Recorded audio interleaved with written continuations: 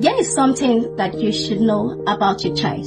Yes, your child is a reflection of the environment they grew up in.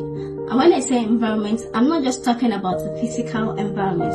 No, the people, the values, and the experiences that child get exposed to at a young stage determines how the child turns out to be. Yeah, this is what I'm trying to say.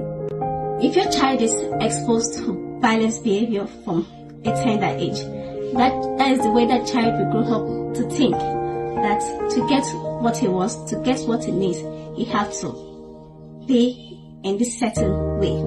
If the child is exposed to love, that's the way the child tends to reason. Let's take a look at emotional responses, for instance.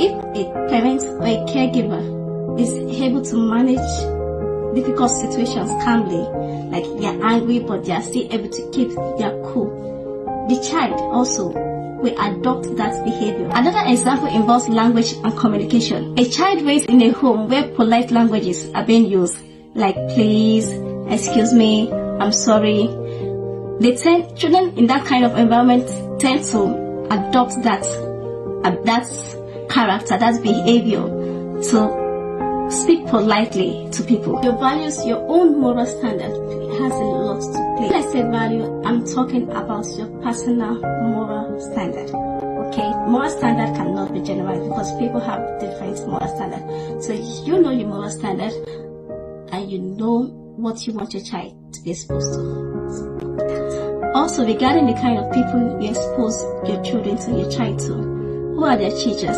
especially the nursery and lower primary classes.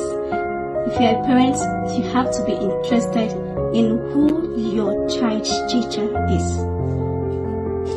It's very important because those kids, they see their teachers as a role model. They look up to them. They look up to us and the teacher a lot. The kind of teacher that your children get exposed to, you yourself as a parent, you have to be interested. Get to know your children's teacher. Get to be their friend. Get to understand them. It's very important.